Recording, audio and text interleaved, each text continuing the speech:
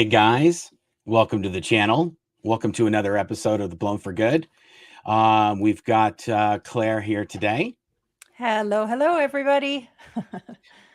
We did a stream. I want to say it was last week or the week before, where we did a whole bunch of Sea Org, Scientology Sea Organization questions, and we got a real good response to that video, and we had a lot of great questions. And Claire and I were talking, and we thought it would be. We got a real good response to that sorry video. about that. I had another video come up in my ears there, and we basically were talking about it. And we thought, what if we had somebody who was in the Sea Org more recently, and then we had questions for them, so that we could kind of see what it was like from the time we were into the Sea Org compared to more recent years in the Sea Organization. And to recap, Claire and I were there from the early 1990s until 2005. So we've got about a 15-year Sea Org experience sort of timeline to know what was happening then. The person that we're going to have on today was in the Sea Org for 27 years, Claire? Yep. And they started in the Sea Org in Los Angeles very shortly after we did. So they were also there from the early 90s, but they didn't leave the Sea Org until 2021. So they have a much longer time span in the Sea Organization. And so we're gonna get to that in a little bit. And once that person shows up for the stream, then we'll start doing that. And we've got a lot of great questions. We posted on our community page, and the questions that were on our community page on YouTube, the ones that were voted the highest, those are the ones that we're going to do. So we're going to get to that in a few minutes. And we like to do a little thing here on the channel where we have people tell us in the comments where you're watching from today. And then if you also add the hashtag BFG into your comment, you will automatically be entered into some giveaways. There are people that donate to the channel, and they donate for people to get merch giveaways.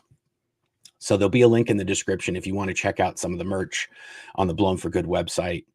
You can do that. But at the end of the stream, we have what's the amount we have for today, Claire? So we have 4 giveaways for today, and we have a very special giveaway, which we'll let our guest announce on arrival. Oh, okay, good. Yes. Perfect. Okay, great. So let's pull up some of the comments and see where we've got some usual suspects. I'll put them up. You read them. Okay, Claire? Sounds good. I'm in. Perfect.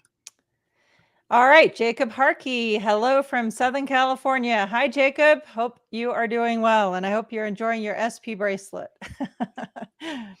Scientology Audit Ottawa, BFG. Hello from Ottawa. Awesome. Thanks for being here. Melanie Johnson, West Virginia.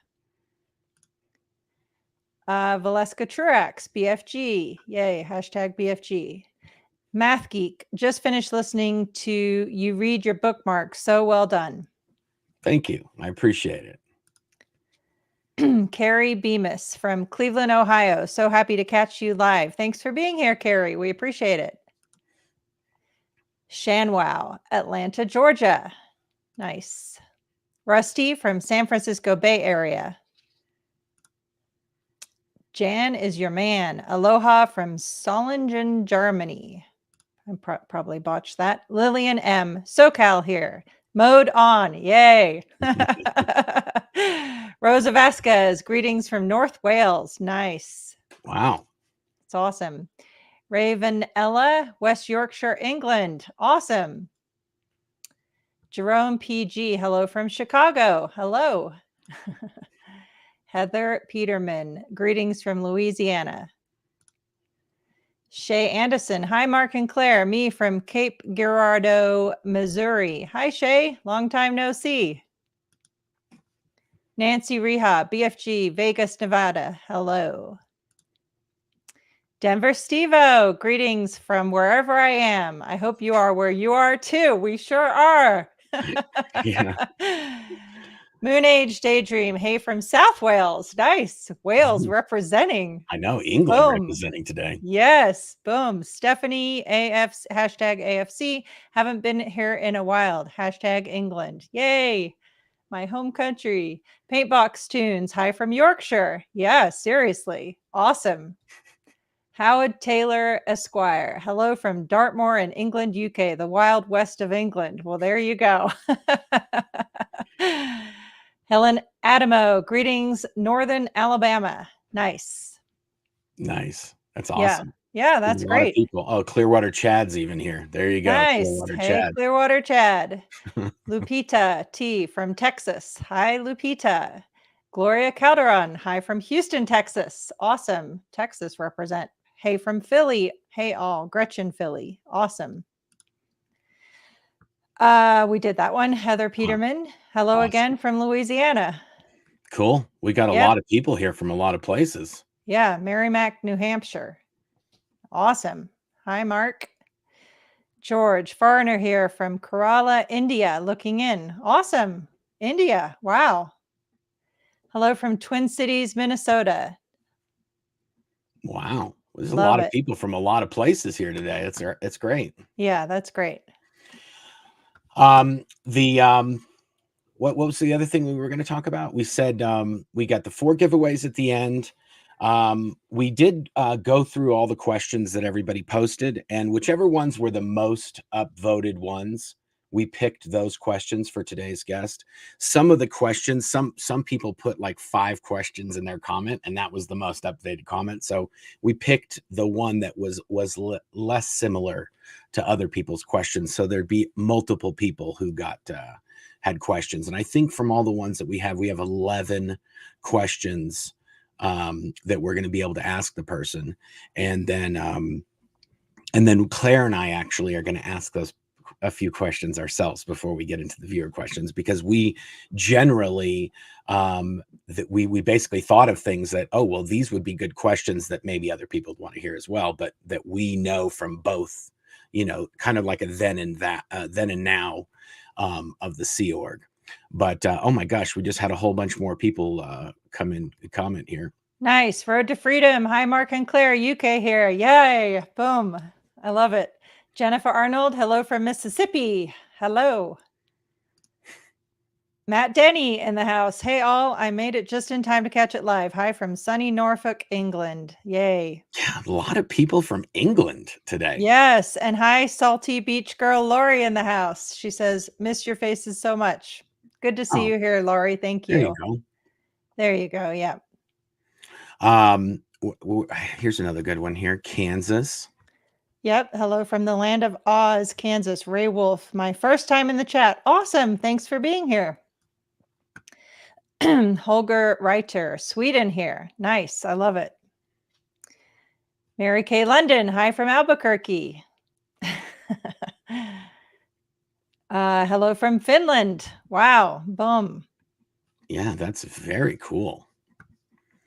Yeah, I think all the rest of these are some people are putting questions in the comments right now. We pretty much locked up all the comments there, though. Yeah, I'll try and keep an eye on that while we go here, and if we have time at the end, we can add a couple.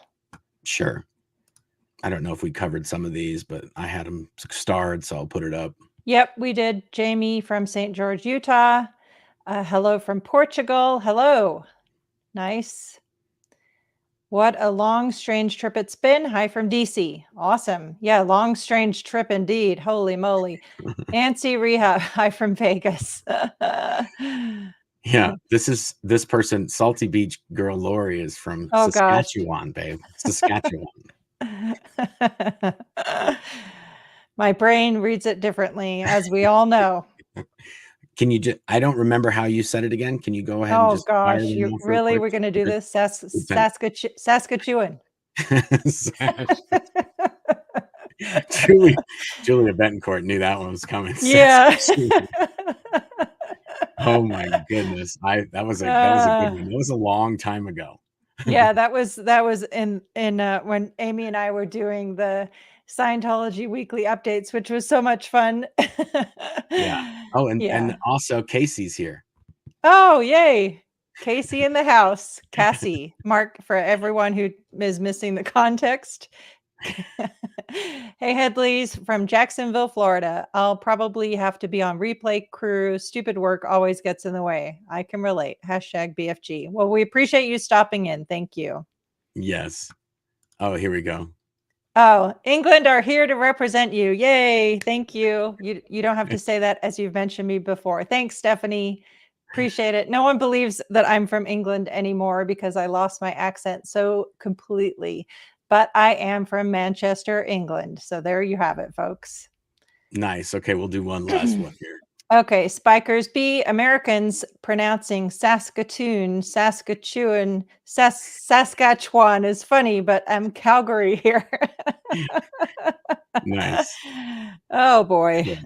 Okay, good. This is it. I said the last one on the last one, but this is the Oh, last degraded one. daughter. Nice to see you here. Hey, Claire and Mark. Nice to see you all live. Thank you for being here. We appreciate it. Nice. Okay, perfect. So yeah, let's get into it. I Yes. welcome to this stream Katherine Christensen. Katherine, we hear you, we see you. You there? Can you hear us, Katherine? Yay. I was trying to fix my mic. Oh, okay. okay. Can you hear me okay? We can hear you. Does it sound like I'm actually on a real microphone? Well, I don't know. Talk into it. We'll see if it gets louder. Hello. No, I think it's whatever other microphone you have, but that's fine. You can still switch it while we're getting things ready here.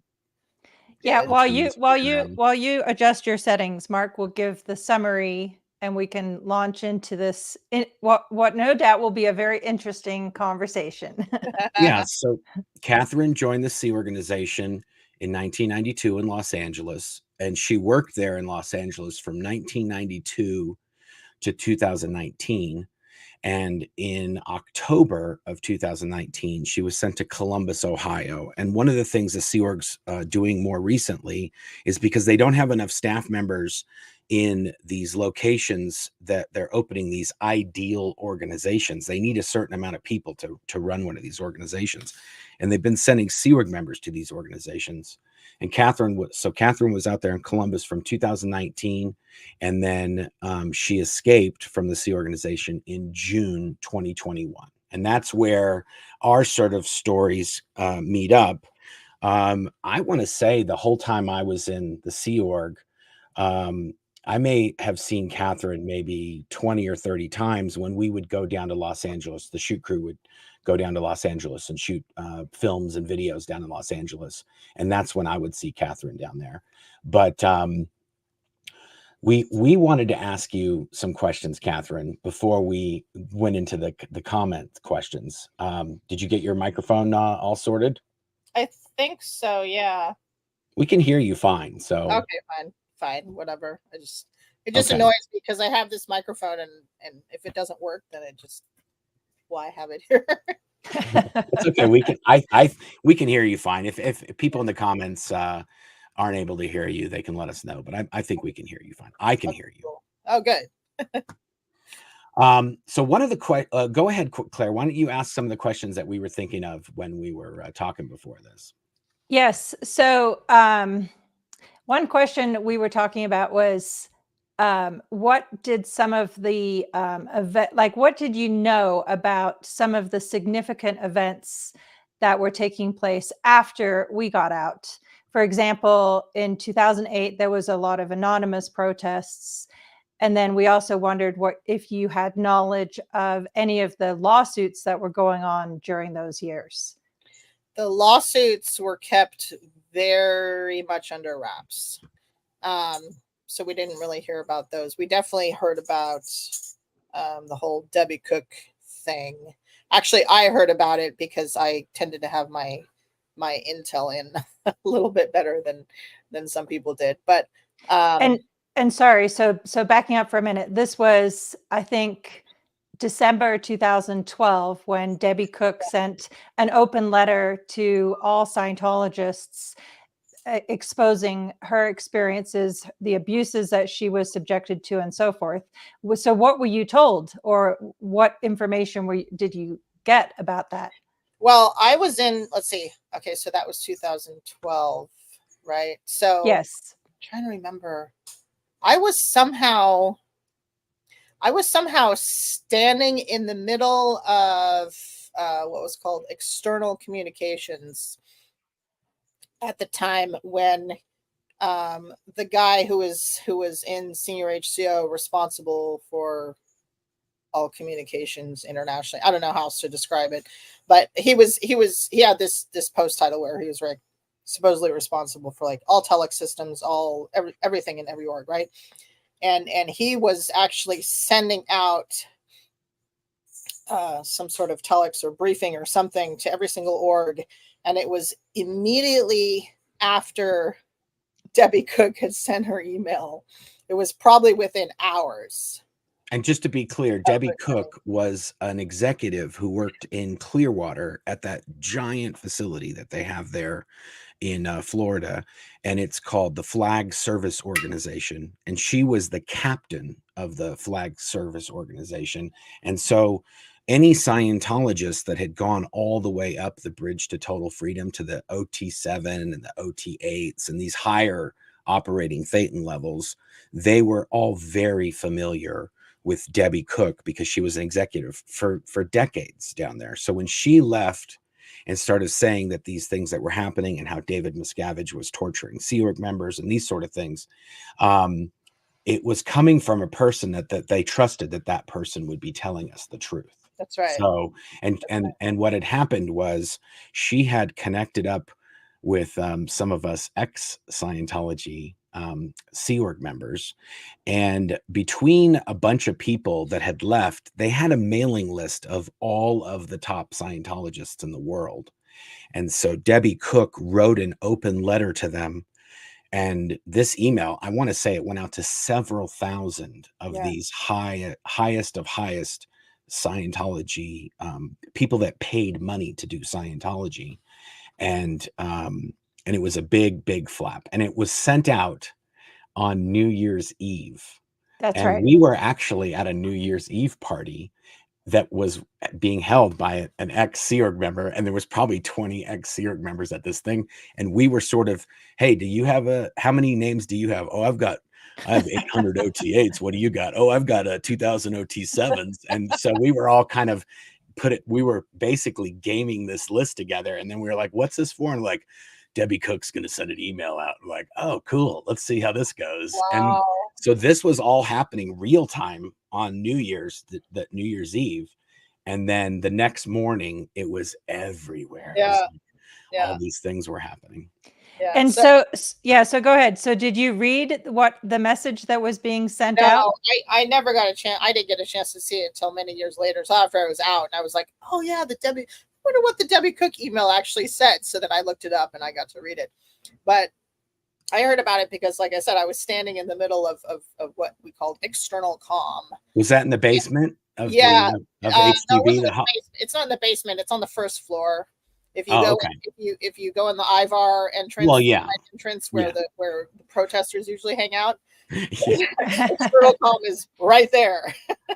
The reason it's that way too is because that's where all of the traffic from international management, that's right, from the int base, it comes in and it gets sorted there, and then it goes out to the rest of the building. And to be clear, by traffic, we don't mean cars. We mean communications. Yeah, any dispatches or paperwork or telexes or emails, anything sent or received in the Sea Org is referred to as traffic. If you got traffic from COB, that means you got a dispatch from him, or you got some sort of communication from him. Well, the slang they use now between like the CMO people and external comm stuff, if they have something from COB, they just say, I have traffic. Wow. I have traffic. There was a time period when David Miscavige was ridiculous. Yeah, when David Miscavige was being accused of running the Sea Org. Hey, Kat. Kitty. When David Miscavige was being accused of running the Sea Org, he didn't want people to refer to him as Captain David Miscavige or COB. And so it came from command, or this is command intention, or Department 21. So he had lots of code names within the Sea Org. So if you said Department 21, that meant David Miscavige. and everybody knew that. Same thing with command, or whatever. Yeah, Department 21, command. Yeah, usually they said Department 21, but the communications people would always say, I have traffic. And I was like, it was a big deal. So anyway, so I was there. So I was there. And I just remember the reason I was there, because I was like, 2012, I was in the kitchen by then. What was I doing in external comm?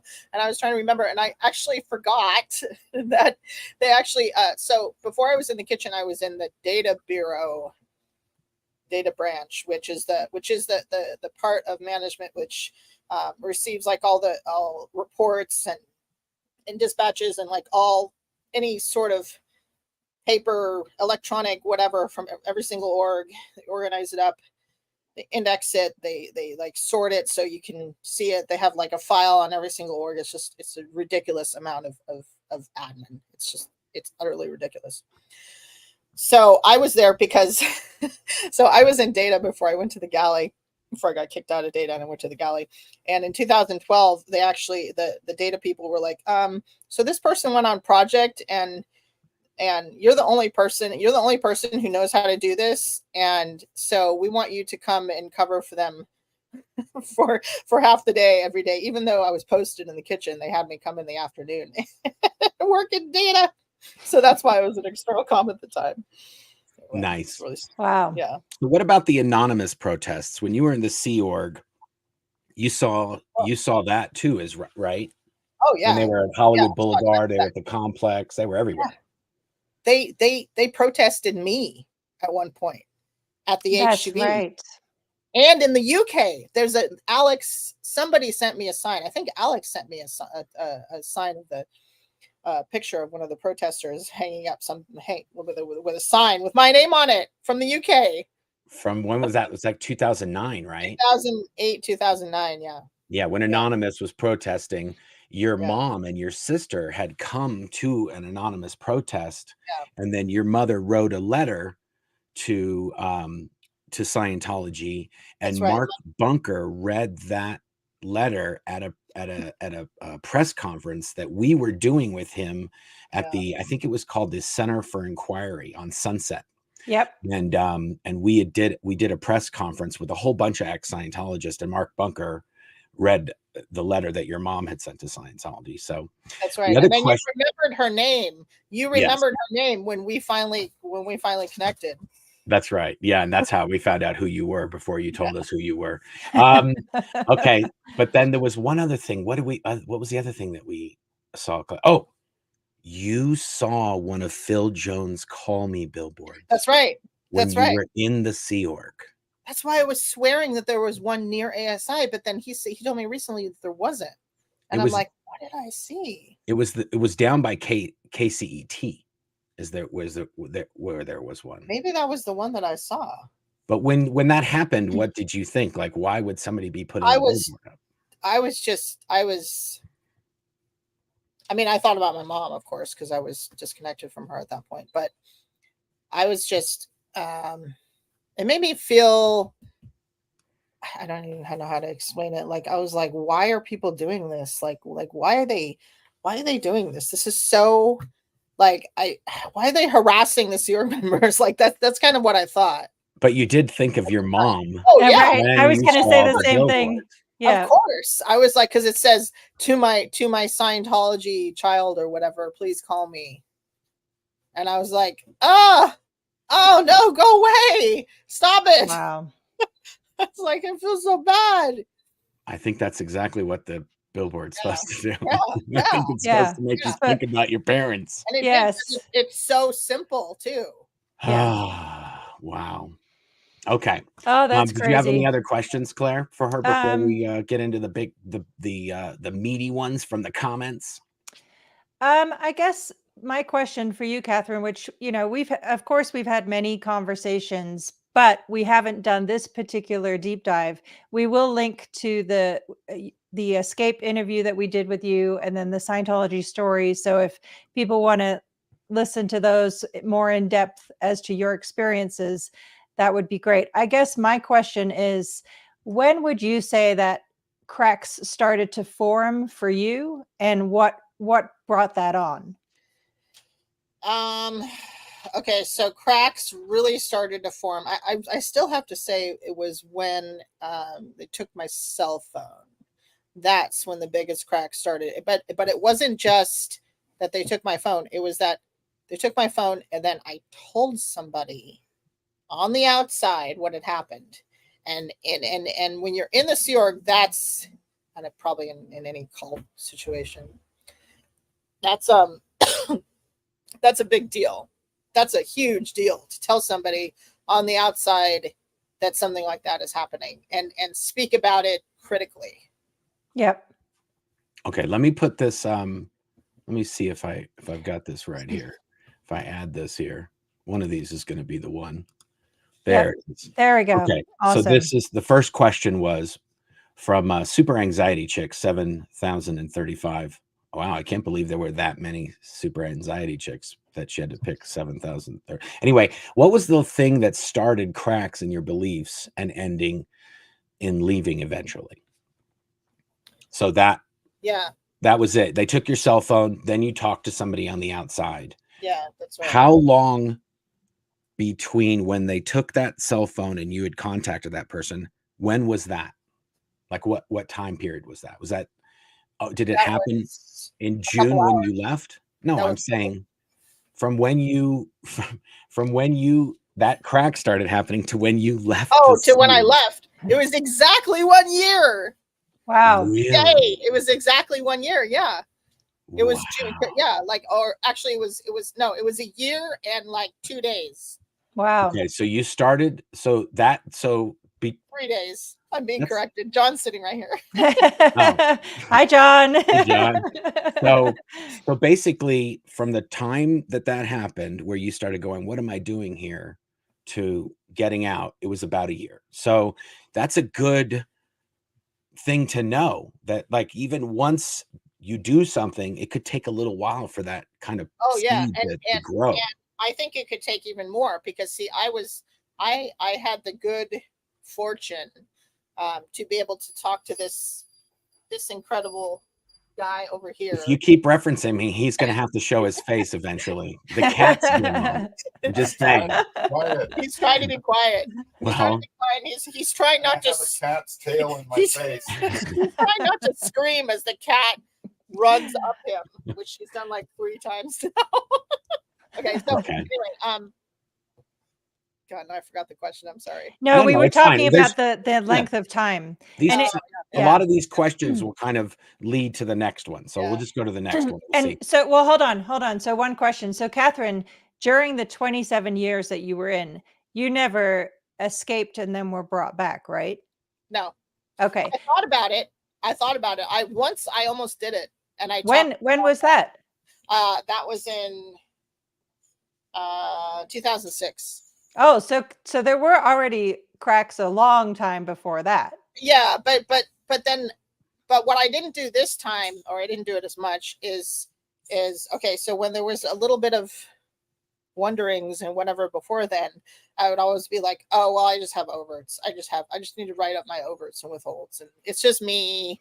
I need to get on the rails. I need to handle myself. Blah blah blah. It's just me, and I would handle myself. You know? Right. And of course, that's the Scientology indoctrination where you get to the point where you're doing the work yourself mentally of keeping you in, which just reinforces the physical barriers to escaping. Yeah, because the other time where I was thinking about it was when I had been sent back to do the boot camp EPF thing, right? And they sent me to do it, and they said, okay, so I saw somebody in the evening and they're like, you're going to go do this again. I'm like, okay, fine, whatever. And I was supposed to just go the next day and report in, right? And it was in a different building, different base, everything. And so I packed all my stuff and I was like walking to the pack base from the berthing, which was like a 15-minute walk or something. And the whole time I was walking there, I was like, I could just turn down any of these streets and just walk away and just, screw it. I could do that. And I thought about that. Every street I passed, I was like, just go. No, I shouldn't. No, that's not right. No, I'm just off the road. No, don't do it. And I didn't. Wow.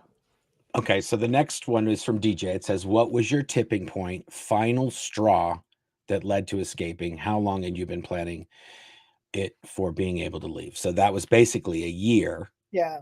And Yeah, I wasn't really and during that time I wasn't really doing any like planning per se. I was just like, okay, yeah, I think I want to go. Should I route out, or should I blow, or should I like route out the right way and like, do the sec check and say, I want to go, I need to do conditions and all that shit. And I was trying to decide if I was going to do that or not for a year. Yeah. And let's just make it clear. If you're in the Sea organization and you say that you want to leave, you have to submit to interrogations and confess to every possible thing that you've ever done in the Sea Org, so that they have a record of everything bad you've done, so that if you turn on them, they can say, well, you did all these bad things, that's why you left. And also, they try to convince you to stay during all of those interrogations, and every action that you have to do leading to your leave is designed to make you stay. So it's called the staff member leaving, or was it leaving staff member routing form? Leaving staff routing form. Yeah. LSRF. That's exactly what I was just going to say. There's an abbreviation for everything in Scientology. So that person has to go see all these different people on a checklist. It's called a routing form. It routes you to each person that you're supposed to see. And each of those people have a series of steps that they're supposed to do with you. And they're designed in a gradient fashion to make you want to stay. So, and I think that's even stated on the routing form as the purpose of the routing form. Every routing form, as you said, it was a checklist of people you had to go see, things you had to do, and it had to get signed off on. But every single one of those had a stated purpose at the top. and it always says something like, to standardly route the person through blah, blah, blah, blah, with the end product of, I used to be the senior routing forms in charge international. Wow. My posts when I was in the York. And for anyone wondering, it's the ultimate bureaucracy. Yes, there's a routing form for everything you do, and there's even a person who's in charge of the routing form. Right. That's right. Okay. Yeah. Let's do the next one. Like, even if you want to take a leave of absence, there's a routing form for that. Yeah. So this one you kind of answered as well. This is from Dwight Schrute, 2323. Hey, Dwight, how long did you weigh whether or not to leave? So you're saying that was about a year. Yeah. But it sounds like there were also earlier time periods where there were earlier times, but then I just kind of go okay, I'm just gonna get back on purpose, Yeah. And I never, and that's the thing too, is I never told anybody when I had those kind of thoughts, because I'm like, I don't want to go down that route, because then it's just gonna be like, you had doubts of the Sea Org and blah blah blah. They make you do conditions, or they comment you or whatever, and put you through a whole thing, and it's gonna be it'll be like basically on your record for like the rest of eternity. Oh, do you still have doubts on the Sea Org? Like, you want to like switch your job or whatever. Do you still have doubts on the Sea Org? Yeah, right. And it was a disqualification for executive posts. That's what I was going to say. Yeah. That's if you wanted to be an executive in Scientology or the Sea Organization, or if you wanted to go to INT, or if you wanted to go to the international headquarters, if you have ever had thoughts of leaving the Sea Organization, you're automatically disqualified. Period. And I wanted to go to INT. I wanted to go to Gold and work on the ship crew with Mark. Yeah. Of course, I know who Dwight Schrute is. Somebody's saying in the comments, so cute, Mark doesn't know who Dwight is. It's from The Office. Thank you very much, George. Okay. I finished my Breaking Bad indoctrination or introduction a few years ago. I'm not into The Office yet. Okay. Yeah, that's right. Catherine does not know who Dwight Schrute is. Let's make a note of that. I'm very most likely Claire has no idea who Dwight Schrute is as well. You called it. Yeah. Okay. I haven't watched The Office either. Okay. I'm working on Mayor of Kingstown. Okay, let's do the next one. Paul, the diecast guy, was it difficult to get out? Was it difficult to get out? Well, for me, how do you answer that? Was it? I have an answer while you think about that. For me, it was easy. I just walked away. Sorry. But for me, when you had decided and I sent you your boarding pass the day before, for Yeah. me, like every moment of that day was 100% hair raising. That's my answer of your day. So now you get to answer. Well, okay, I'll go from there then. So ever since you sent me from the minute you sent me the boarding pass to when I actually arrived in Colorado, got off the plane, it was really hard. That was mentally and emotionally very, very very hard. To actually do it. I mean, you were there for 27 years. So getting you to leave all that and get on a plane and come to some people who you haven't seen in 10 or 15, 14 years or whatever. Yeah. And that we've been on the outside of that bubble, on the exact wrong side of the bubble, Yeah. compared to where you were. Wrong. It's a quote unquote wrong. Yeah. I remember, if anybody wants, we've done at least 2 or 3 videos with Katherine on our channel where we do tell her escape story. And then we also, I think we did at least 1 or 2 episodes, Claire did with you, of Scientology stories, just different stories about stuff. If we'll put a link to those in the description, if you want to get the in-depth blow by blow of when she escaped and some of the other stories. Graphics and everything. Yes. Oh, and Got a little plane flying across. yes. That's and right. I did want to mention too, congratulations, Katherine, on starting your own channel. That's amazing. Oh, and we will link to that as well in the description of this video. Yeah, Totally. I'm streaming this on my channel. I don't know if it's actually working. Oh, Okay. Well, we'll awesome. see. Awesome. Okay. Let's do the next one. It's from Coffee Char. Question: did you know people were trying to assist Scientologists?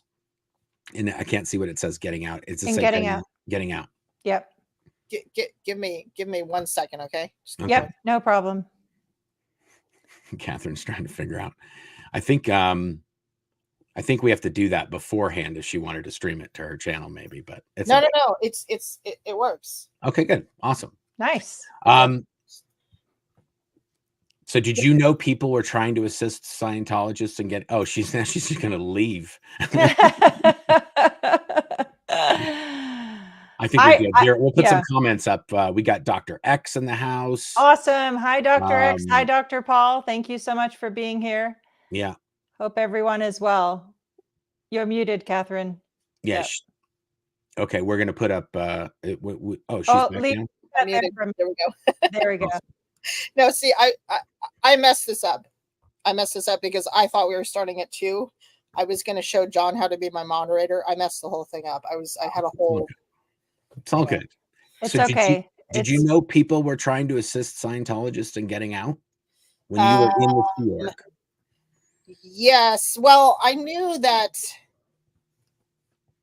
So when the whole thing blew up with my mom, and she came to LA and she was trying to get me to leave and blah, blah, blah. Right. So after that happened, and I talked to people from OSA. I mean, I used to talk to Kirsten like several times a week, external security chief, OSA Ant, who's in charge of all this crazy stuff. She told me that it was one of the tactics that was being used to try to get people out of the Sea Org was to attack Scientology and do press releases and stuff. So you could turn. Okay, so this is going to take a lot of explanation, but it was to turn like so they call you a potential trouble source if you have a friend or especially a family member who's not agreeing with Scientology, trying to get you out, trying to talk you into getting out, or even just like Scientology sucks, I don't want to have anything to do with it. You're a potential trouble source. And they have different classes of potential trouble source. And one of them is people whose family are like rapidly attacking Scientology, right? And what it says to do is you're supposed to get them off staff. You're supposed to kick those people off staff. They're not supposed to have anything to do with Scientology. But they started not doing that because they're so desperate for members and so desperate for Sea Org members. So they started not doing that so much. And they started doing it less when Jenna Miscavige was attacking Scientology. And what are they going to do? Kick out David Miscavige because his niece is attacking Scientology? And I was even wondering that myself. I'm like, well, what's he going to do? Is he not qualified now? Like, I was in my own mind. You know what, Catherine? No one has ever brought that up before. Really? If you're in the Sea Org and you have a relative that is attacking Scientology, you get raked over the coals. You can get beat up because one of your family members is attacking Scientology.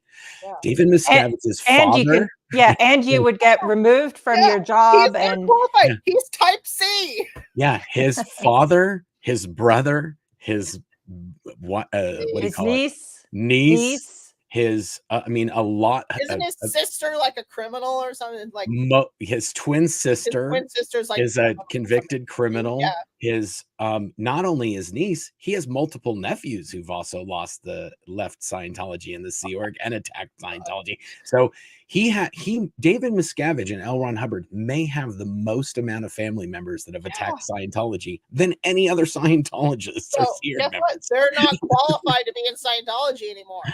No one has definitely ever not, connected and he's us. definitely not qualified for an executive position with Totally. that going Or on. any services or any auditing. They're not qualified for any auditing. That's right. Wow. Yeah, that's wild. crazy.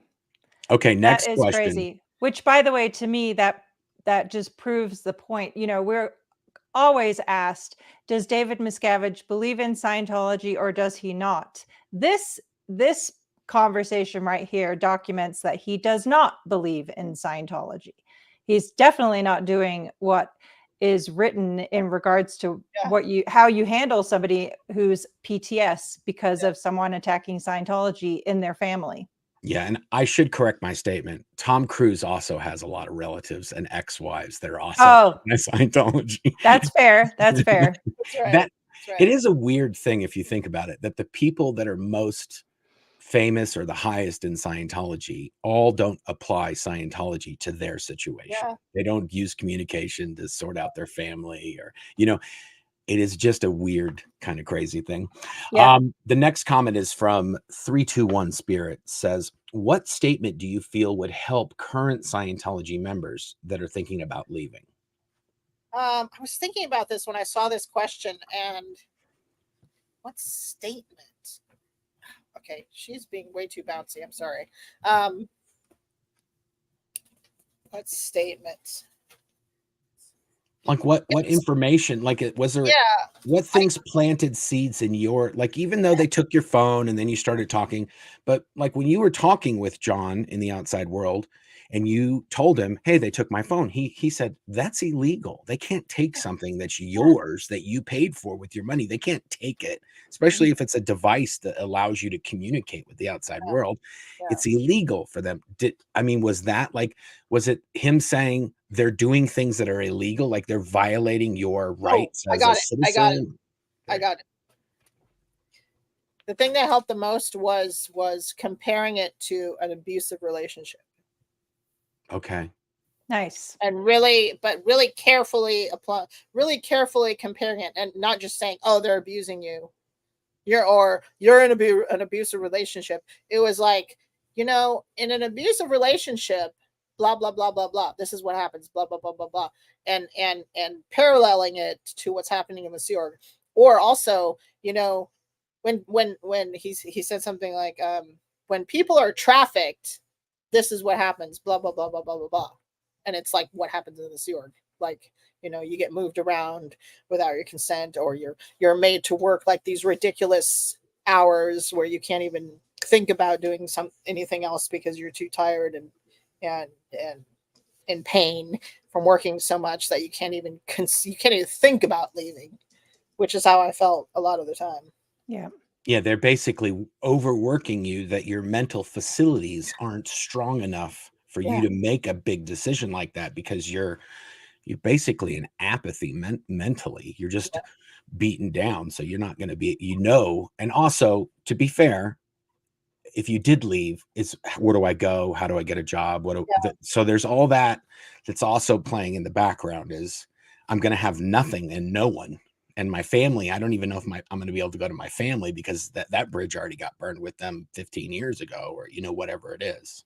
Yeah, exactly. Because either you have family that are in in Scientology or in the Sea Org, and you're like, well, I'm not going to tell any of them because then I'll just get reported on or lose them or whatever.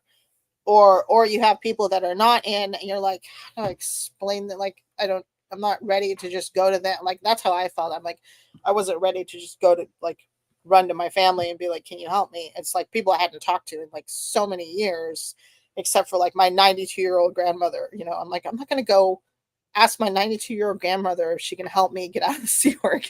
I'm like, no, that's too much for her. Yeah. Yeah. Okay. I think that the isolation and the lack of known resources to Sea Org members on the inside is a huge barrier. I mean, even for me, even when Mark, when you escaped, I had no idea how I was going to contact you. and I, I came up with various plans, but ultimately I realized I couldn't do it without help from the outside.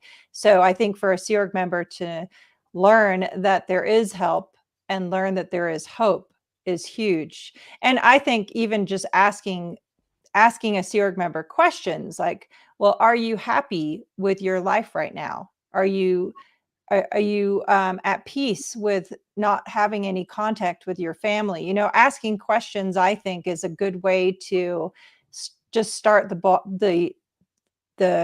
plant the seed and start the process of, well, am I happy? Am I free? Am I doing what I set out to do with my life? You know, things like that. Yeah, totally. Awesome. That was one of the things for me. I'm just like, I'm just not happy here. That's why I was not first thinking of leaving, but that's what contributed a lot to me wanting to go, was simply that I'm like, I'm just personally not happy. Like, yeah, totally. Okay, let's do the next one. From Diana Romo 728. Has the Church of Scientology changed its stance on Sea Org members having children now that Scientology's numbers are dwindling? No, and in fact, okay, so there's been several kind of phases of this through the years, like, and different things that get done, like as people know, you know, they like let's be very careful about the words. We will say terminate a pregnancy. Oh. We will not say the other word. Oh, I get it. Okay, so if just for YouTube. Sorry, guys. If somebody gets pregnant, they're encouraged to end that. They're encouraged to.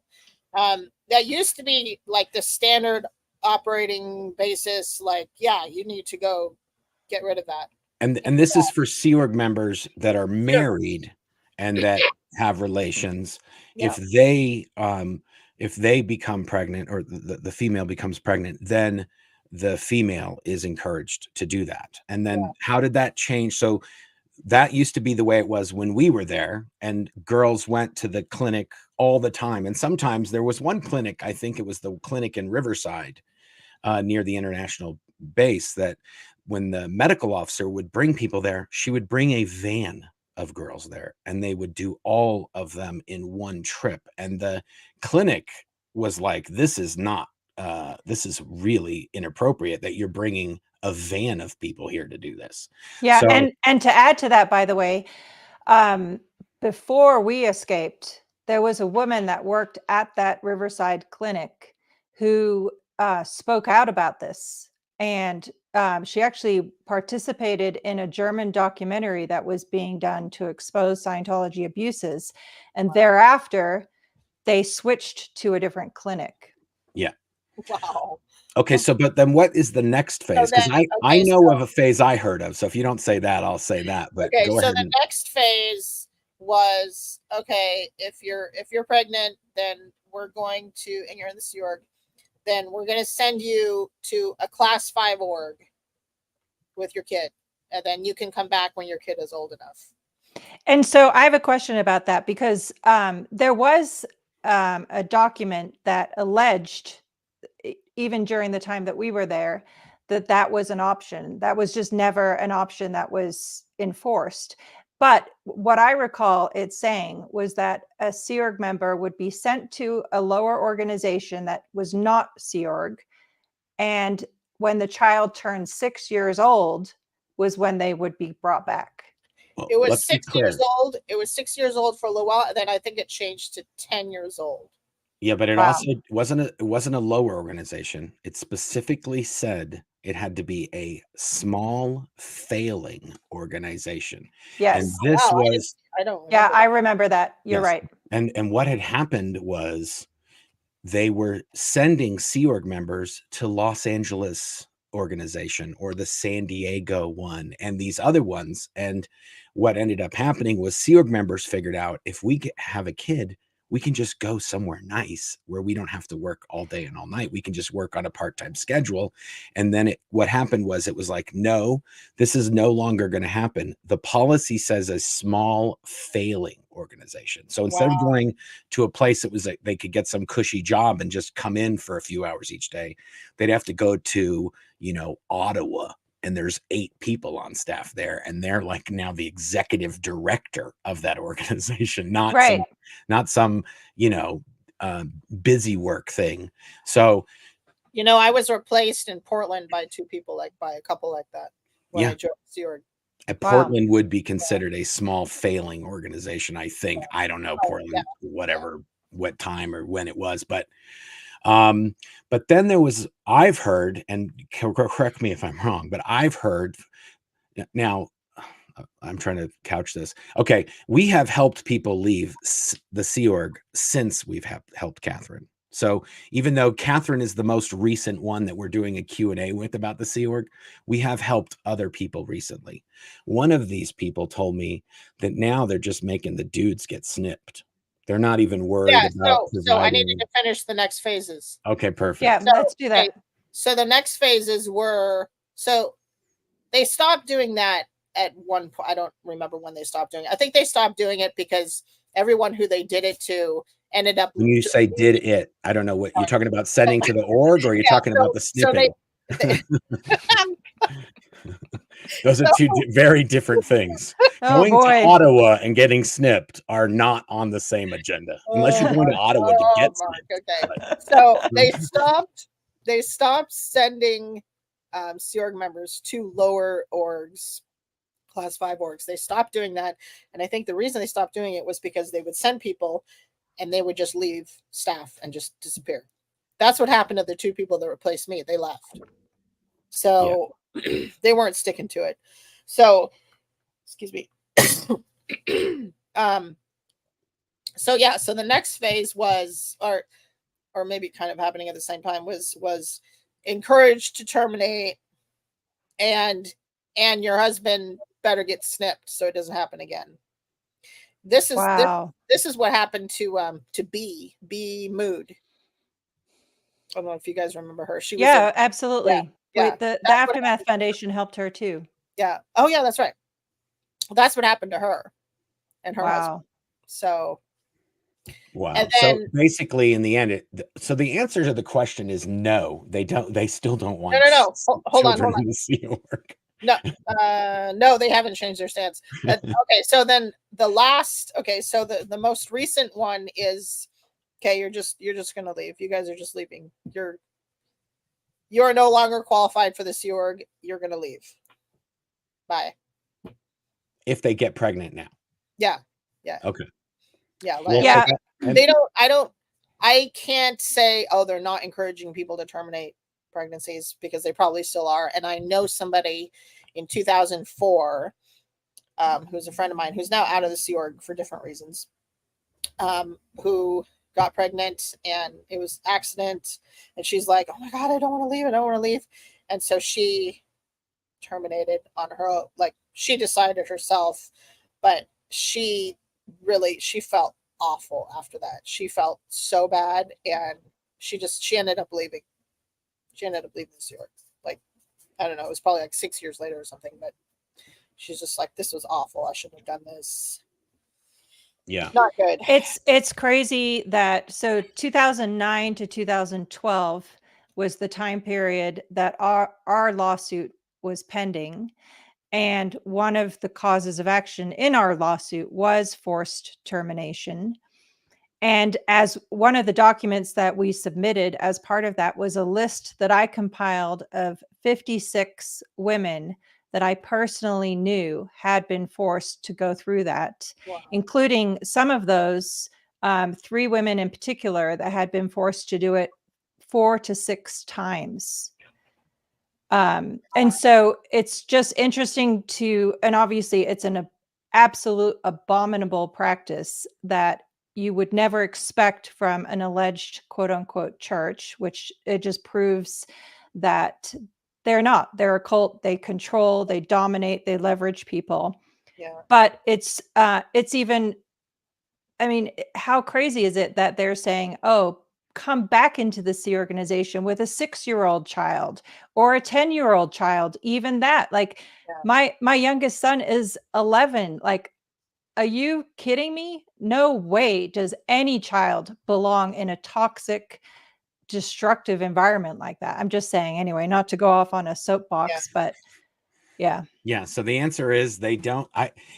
This is a very good question that comes up all the time, is if they are losing members and they can't get new members, that's sort of a no-brainer. Have your members make some new members. Right. And that's what other I organizations, other churches, they're all about. Bring in your entire family, bring in your kids. When your kids are born, they'll get baptized. And of course, but we're drawing a line because it's not a religion. That's the difference.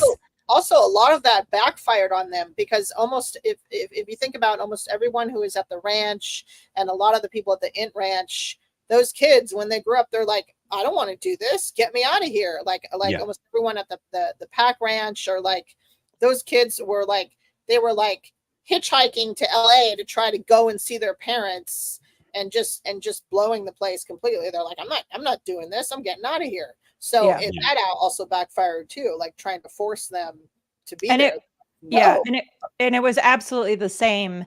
Obviously, I was in the cadet org in England from 4 years old to 10 years old, and it was the same. They had so much lack of adult supervision that sometimes the kids would just run away and end up homeless and other awful atrocities. But yeah, I remember hearing about this kid, like literally like once a week or once a month or something, he would be found on the side of the highway trying to hitchhike his way back to LA to see his dad. He's like, I want to see my dad. I want to see my dad. I want to get out of here.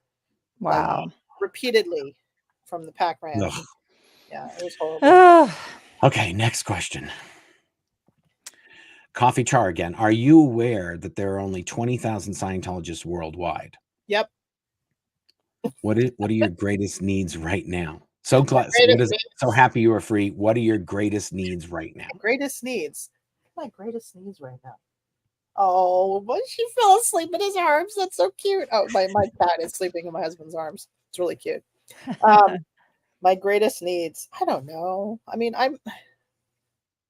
I feel like many of my greatest needs have been met and are being met just by having a life, having this wonderful man who's next to me. Were you aware that there was only 20,000 Scientologists? I have chickens. Oh, yay. Nice. You have chickens. That's amazing. They're so cute. Goodness. Oh my God. Anyway, were you aware that there was only 20,000 Scientologists worldwide? Was I aware? I was being literal, because it says, "Are you aware?" So no, but were you aware? No. What did you think? How many Scientologists did you think when you were in the Sea Org? I thought there was probably like 40,000 Scientologists. Oh, but not millions, like they tell all the Scientologists. No, I knew that was PR. Yeah, it's not millions of Scientologists. No, PR, otherwise couched as lies. Unprecedented expansion. We are on the watershed of history. We're on the precipice of the greatest boom in Scientology. I love how she thought there's not 20,000. There's 40,000. I thought there was 40,000 at least, Yeah, because I mean, I used to work in data, so I have some of these numbers in my head a little bit, but because of that's mostly because of the event attendance around the world. If you add up all the event attendance around the world, it's it's, if you get it up there, it gets up to almost 40,000, or it used to get up to almost 40,000 people. Exactly. It used to. And you know how it works. Everybody pads their stats. Oh, yeah. They Yeah. add, if there was 500 people there, there was 900 people there. So Yeah. if you get, Because if they know they get in trouble. And of course, someone brings their dog, then that's an attendee, you know, and also event attendance included every single member of the Sea organization And automatically. Yeah. And staff. Exactly. Yeah. Yeah, that's right. Okay, good. Okay. You know, Next one. they had to stop using the what's it called? What's the place called where they did the 1993 event? The LA Sports Arena. Yeah. So anyway, LA Sports Arena doesn't exist anymore, but when it did exist, they did a couple of more events there. They had to stop using it because they couldn't fill the seats. That's couldn't right. fill the seats, and it just looked so bad because there were so many empty seats, so they couldn't use it anymore. And even when they use the shrine, they don't show the whole place. They don't show like the very top. They just show the balcony, Yeah. because the they make balconies sure are it's filled up. always They have people standing at the doors telling people, come, you know, sit down here, sit down here, sit down here. And let's not forget to mention either, because it's been a practice they were doing it when we were still there, that in all the photos of the events, they Photoshop people in. Yeah. They've been doing that for years. It was a big flap when we were there that they were doing that. God. Crazy. Oh boy. Okay, Yeah, what's the next one? Yeah. Okay, here we go. Next one. Oh, that was the next one. Valeska Truax. What are the most surprising things you found out about the outer, what does it say? Outside. I'll read them, honey. Yeah. What My were the most slide surprising? thing covers up the text at the very end there. It's all good. I was supposed to read them anyway. I forgot. Yeah. What were the most surprising things you found out about the outside world after you escaped? How nice everybody is. I agree with that completely. There's so many nice people. There's so many competent people. It's not just a bunch of like you know, out ethics, off purpose, what's the other one? Criminals. Dilettante. Dilettante, criminal, druggies. Anyway, no, it's not. Valeska commented and she said, I kind of thought you might say that. There's so many great people out here. There really are. There are. I know. There's shitty people too, and there's annoying people, just like in the Sea Org, but there's so many great people out here. Completely. I was so deeply inspired by Anonymous personally, because to me, we were speaking out and it was terrifying because, you know, we had young children. Now we had a target on our backs, but to see these thousands of people who had never had any involvement in Scientology step up to the plate and say, no, Scientology, this is wrong. What you're doing is abusive. That was, to me, I just kind of had this moment back then, like, who am I to be afraid? These people never had anything to do with Scientology, and yet they're standing up. So I'm in this. Yeah, that's kind of wild. Yeah. And also finding out that all of the or many of the of the ex-members and ex-Scientologists, ex-Sea Org members are they're just the greatest freaking people. I don't know what to say. Like you and Mark and Mike and like all these people I've met since I've been out or I've reconnected with or connected with, they're just great people. It's just they're the exact opposite of what Scientology says that they are. Yeah. Scientology does not only the ex-members, but Scientology and specifically the Sea Org, they paint a very bleak picture of the outside world. Like if you went out there, you would have a horrible life because there's criminals everywhere and just everyone's out to kill each other. And that's how they portray the outside world. So it's when you leave and people are nice to you, it is actually kind of shocking to you that people are so nice. Yeah. Completely. It takes a while to get used to how nice people are outside of Scientology. In Scientology, people are horrible to each other, like backstabbing, turn you in, rat you out, you name it. Everybody is watching everybody and everything they do. And if anybody does anything out of line, they report you. And so you're constantly being spied on by everyone around you. So is that accurate of how Yeah, the I Sea mean, Org was when you left, yeah, Katherine? you can think you have friends, but then if I think about it, if I told any of those people what I was really thinking, or that I was thinking about leaving or thinking about doing something else with my life, they would report me immediately. Right.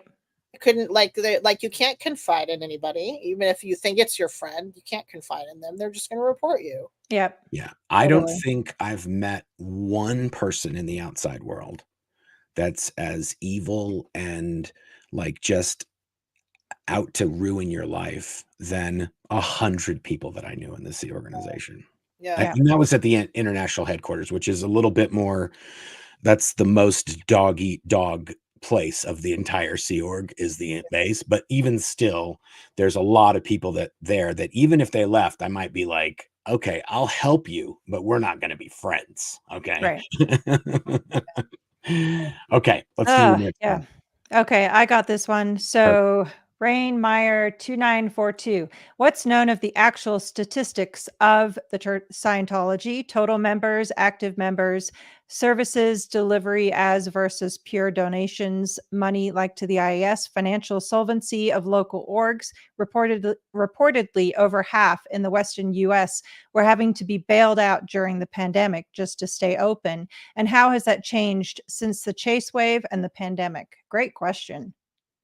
Well, I know that since the Chase wave, or during the Chase wave, which I would consider mid 2019, beginning of 2019 was when it really became a thing. And I think that was when there was IRS agents that walked into Cincinnati org because of what was being done with credit and various things like that. I don't have the whole story financially what happened, but I'm pretty sure that's when that happened. So mid 2019, I mean, almost all the orgs just crashed. Like their income crashed out, and a lot of it was because they were stopping this Chase wave thing, but they were also taking people off registrar posts, and they were taking people off who were doing a lot of the income generating type of actions. Credit card fraud. Yeah, they were doing. Yeah, well, yes, credit card fraud, but also bringing in income for the organization in like maybe legitimate ways as well, including credit card fraud, but in other ways, whatever. The people that were working on all that were busted, were taken off completely, and so they effectively crashed all the orgs, including Flag. Flag was making like a couple million or something per week, and then they went down to like $200,000 or something. They completely crashed. And then when the pandemic hit, I mean, I can only speak to what was happening in Columbus because I wasn't in management at that point, but we were one of the orgs that was doing the best, because we were made up of Sea Org members. So, and all we were doing was sitting in our apartments and calling the public to ask them to donate money. And so we somehow kept afloat, and somehow were able to, like, everyone was being fed, and the rent was still being paid for us to live there. So, but the other orgs, I don't know what they did, because they had to close the org, and then the staff were not being on staff, and they had to support themselves somehow. So a lot of those orgs crashed as well. Let me ask you this, Katherine, because I've wondered about this, and we have heard from other people that have given us pieces of this, but how much were you making a week when you were working in Columbus? How much were you being paid per week? I was being paid Sea Org pay, $46 a week. Okay, so you were getting $46 a week. Are you aware of any Scientology organizations getting the what was it called, the PPP loans from the government to support, like they were getting paid because they had to hire people? Do you know I anything heard about about this? that after I was out. So Okay. I don't So know. these organizations, and I guarantee you, the organization that Katherine was at did it. But basically, what they did was they wrote off all those people that were on staff as working 40 hours a week at a minimum wage or regular wage. Mhm. And they got that money to replace the wages they would have had to pay out, as if they were paying all these people minimum wage. And then they were giving them $46.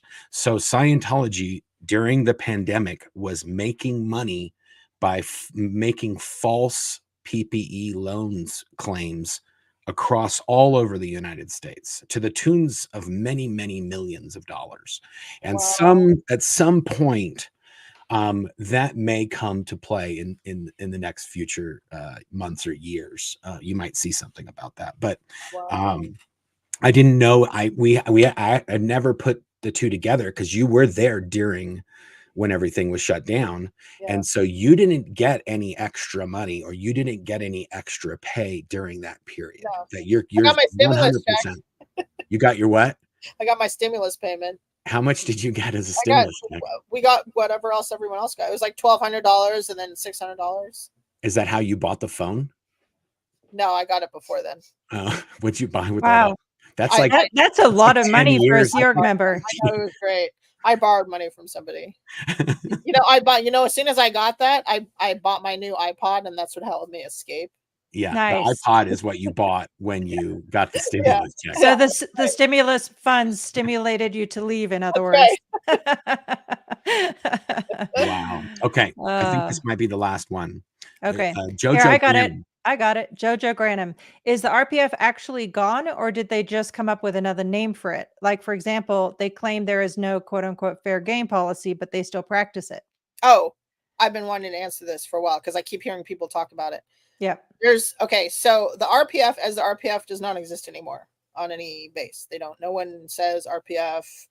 We were told that it was being gotten rid of because Sea Org members should be able to be handled by HCO and Qual. Like Let's HCO. just be clear for anybody who's listening. The RPF is the Rehabilitation Project Force, and inside the Sea Org, it's basically like a full-time labor camp that misbehaving Sea Org members are sent to. So if you have relations before you're married, or you do credit card fraud and it gets caught, or any of these things, that is an assignment. You will be assigned to the Rehabilitation Project Force. Yeah. Okay.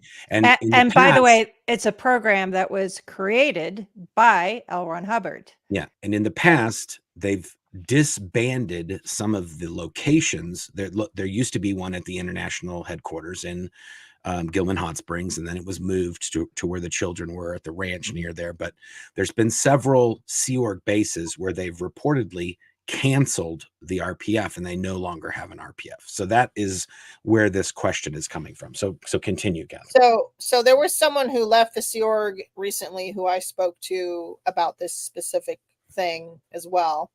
And what he said was that they canceled their RPF because of the Golden Age of the whatever it was called, Golden Age of Tech 2, where they revised more of the materials and did this whole okay, we have new stuff now type thing. And they were saying how the RPF was not it wasn't standardly being done, and so we can't do it per Golden Age of Tech 2 or whatever. So that was the reason that they were told. And I never heard that as a thing, but he apparently did. So. But when you left, did you know of any RPF locations that were still in operation? No. They do not have a RPF. And when you were last in Los Angeles was in 2017? 2019. So as of 2019, there was no RPF in Los Angeles anymore. But what they do now is they put people like on the decks. They put people decks. Yeah, that's a Sea Org term based for on heavy manual labor. When there used to be the Sea Org was at sea, the people that had got assigned to the decks were the people that swabbed the decks and chipped the paint and did all that. So in the Sea Org, even to this day, if you get assigned to hard labor, it's called being assigned to the decks. Right. So they put people on that, and it's essentially an easier form of the RPF. It's RPF. It's a Timu RPF. It's RPF light. Yeah, but I don't know. I've seen a lot of people on it, and it's actually it seems worse because there's no set program that they do, or there's no set, not worse, but it's just the RPF by a different name. They don't have a way to get off. They're not told like do A, B, C, D auditing and conditions or whatever, and you're done. It's just like somebody can just like put you on the decks like infinite, like for like forever. Yeah, there's no when you're on the RPF, there's a finite state of statements that if they are true, then you can graduate the RPF. Some people take a year or 2 years or 3 years. Some people have been I've known people that have been on the RPF for over a decade. So, and you're just working, you're mainly a construction workforce. There was one point, I want to say it was in the late 90s or the early 2000s, when the RPF in Los Angeles, it was referred to as the PAC RPF, was the second largest Sea Org organization outside of Florida, outside of the FSO. That the like FSO, 200 people there. Yeah, man. I think it was up to 300 and something people at one point that were on the RPF and PAC, and there was a lot of construction happening back then. And people used to say you could always tell when there's a lot of construction happening is because the RPF is in the multiple hundreds of people. And so if the construction projects were falling behind, somehow miraculously more people would be being assigned to the RPF to work on construction.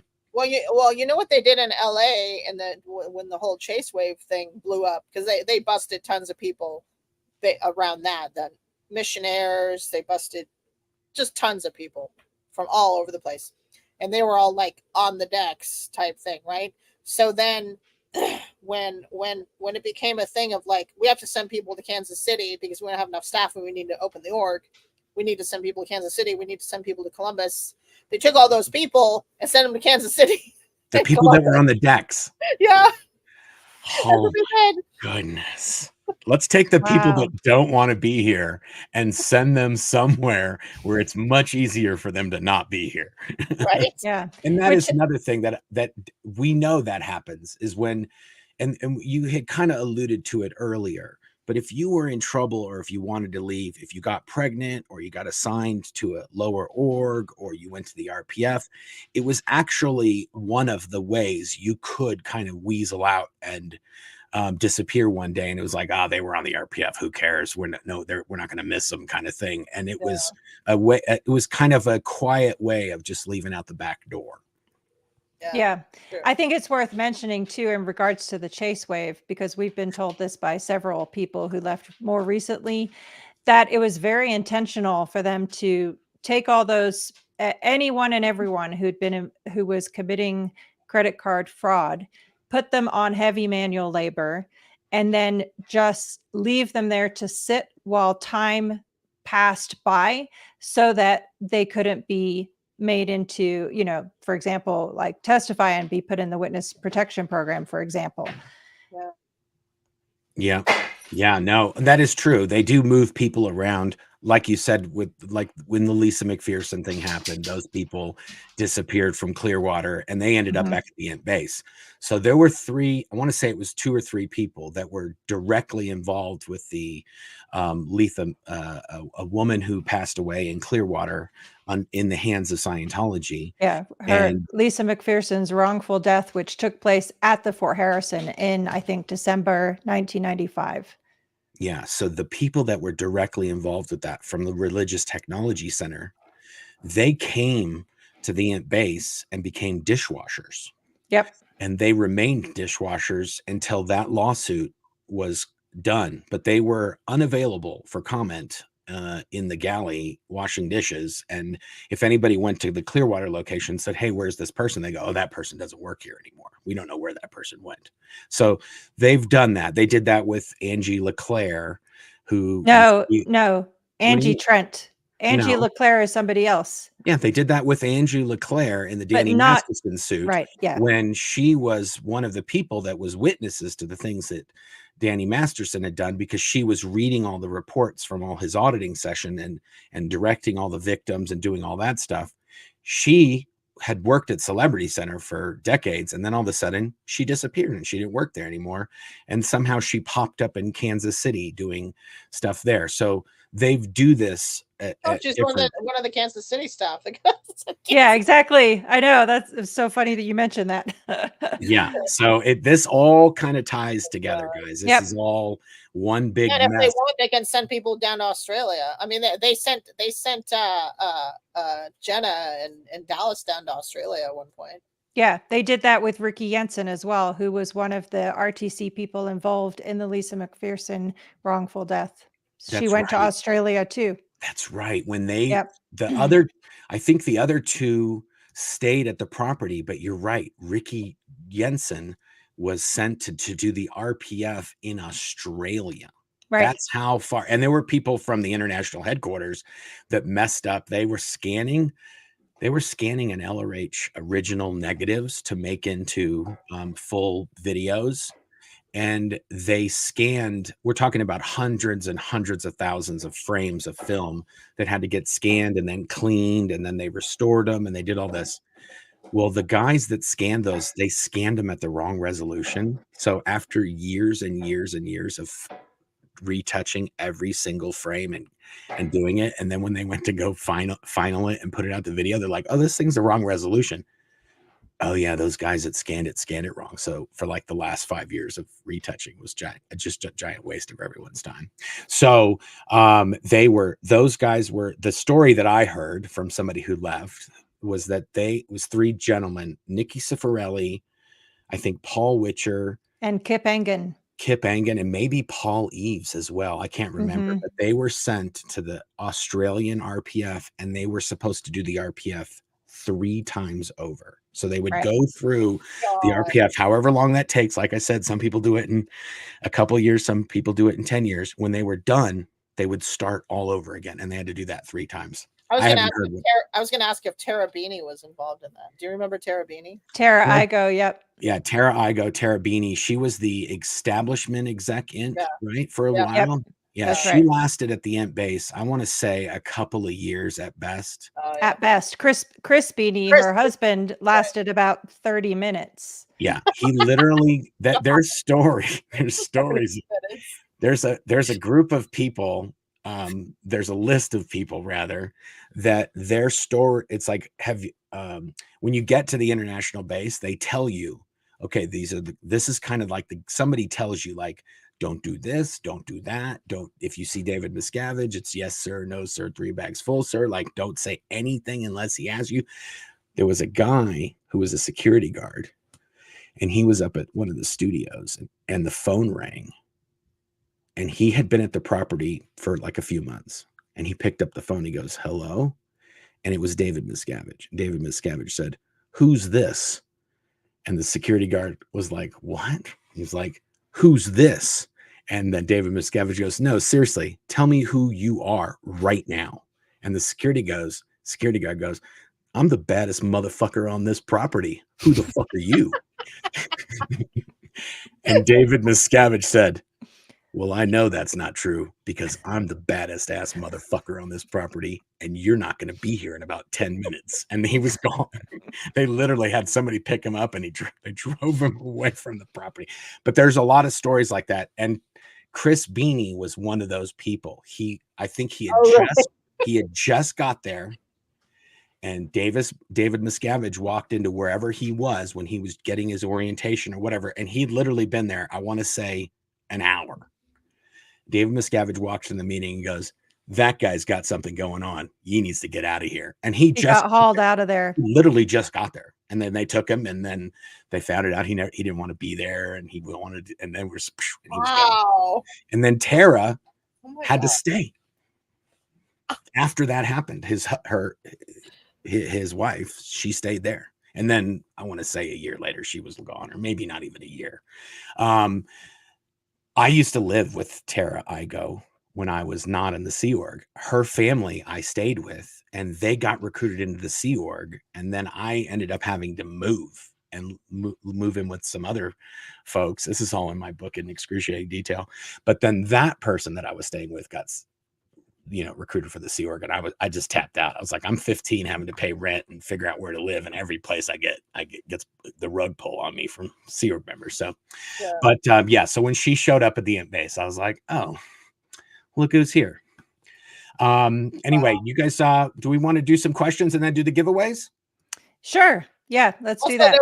there was a question. I sent you a private chat, Claire, but because there was a question that I remember that from the list that I wanted to answer that wasn't in the question. Okay. Let me find that real quick. You can pull up questions and I'll find that question. Okay, good. Here we go. George says, question, how many people think of this as a job that they can't resign from for the fear of not being able to land another job rather than religion? I can't resign from. It's true. You don't think you can resign from. Yeah, no, you don't think you can resign. No. You're treasonous if you resign. Yeah, it's basically illegal in Scientology for you to resign from the Sea Org. It's the ultimate thing to do to show your dedication to join the Sea Org, and it's the ultimate betrayal to leave the Sea Org, if that makes any sense. Yeah. Okay, here's one. This is in Ottawa. This is Ottawa Smackdown. This is also Jojo Granum, I think. The same. I recognize the avatar possibly. This was in the 90s. There was only 4 staff there. That was Ottawa's. Ottawa, I used to live in Ottawa. Went to Carleton, was in CF reserves there. I think Petawawa is worse than Ottawa, but that's just me. The only reason I ever bring up Ottawa is because David Miscavige, when we were playing musical chairs, he was threatening to send people to Ottawa. And then he showed us a whole bunch of pictures of like really nasty, dirty toilets in Canada. So I've always had this idea of the Sea Org toilets in Canada were pretty nasty. So maybe don't go there. Okay, here, I have the question Katherine was wanting to answer. Did you know who Mark Yeager, Ray Midoff, and Shelley Miscavige were while you were in the Sea Org? Did you know who Mark Yeager, Ray Midoff, and Shelley? Oh, that's a duplicate. Yeah. When and how did you decide to leave, and how did you pull off the great escape? So the first part, did you know Mark Yeager, Ray, and Shelley? Yes, I knew them. And I wanted to say that Mark Yeager came with Jenny Linson probably 2017, maybe 16. Anyway, they came to do a project in OSA, and they ended up being posted in OSA International. And I was told, everybody thought, oh, senior executives and whatever, right? And I was working in the galley at the time, and I was told after 6 months or a year or something by the ethics officer in OSA, she came and specifically told me they are not senior executives. They are to receive no special service. They're just regular OSA staff. And you mean from the food service? Because so don't let's give them explain. anything special. Executives, everybody, all the Sea Org members, they eat 3 times. They eat a breakfast, they eat a lunch, and they eat a dinner. And the Sea Org provides that.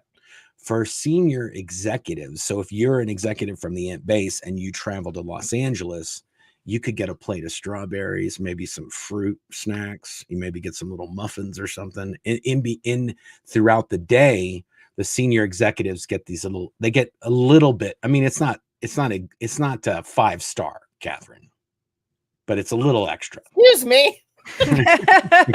So, Katherine, what year was this that Mark Yeager and Jenny were in OSA? That was, I want to say 2017, 2018, but they were still there when I left. Yeah. Wow. When did you shoot the Louis Theroux documentary, Claire? Yeah, that's what I was thinking about. I was wondering if this coincides with when Mark Yeager and Jenny attacked Marty Rathbun at LAX. If they were actually OSA at that time, they probably were. That's probably why they were even. Yeah, because for quite a while, ever since I